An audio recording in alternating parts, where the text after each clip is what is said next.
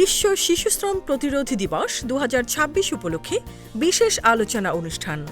বন্ধ হোক শিশুশ্রম, আলোয় ফিরুক শৈশব। বিশ্ব শিশু শ্রম প্রতিরোধ দিবস ২০২৬ উপলক্ষে বিশেষ আলোচনা অনুষ্ঠানে আপনাদের সকলকে সাদর আমন্ত্রণ জানাচ্ছি। শিশু শ্রমকে না বলি, শোভন কর্ম পরিবেশ নিশ্চিত করি, এটি কিন্তু শুধুমাত্র একটি স্লোগান না, এটার অঙ্গীকারেরও কথা। শিশুদের খেলাধুলা, শিক্ষা, স্বাস্থ্য, বিনোদন করার অধিকার রয়েছে, যেটা আমাদের সংবিধানে স্বীকৃত। শিশুদের সেই সুরক্ষা দেওয়ার জন্য এবং শিশুশ্রম নিরসন করার জন্য আমাদের দেশে বিভিন্ন আইন, বিধিবিধান ও নীতিমালা রয়েছে।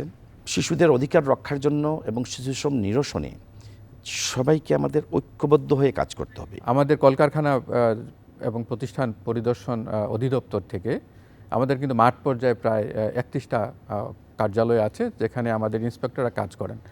তারা নিয়মিতভাবে সকল কলকারখানা পরিদর্শন করেন। আপনারা রাস্তাঘাটে অনেক সেলফ এমপ্লয়েড শিশু দেখবেন, তো তারা কিন্তু পরিবার থেকে হয়তো আর্থিক কারণে, সামাজিক অথবা পারিবারিক বিভিন্ন সমস্যার কারণে, কোনো কোনো ক্ষেত্রে প্রাকৃতিক কারণেও বাস্তুচ্যুত হয়ে তারা চলে আসে এবং তারা তখন নিরুপায় হয়ে হয়তো শিশুশ্রমে তখন অন্তর্ভুক্ত হয়।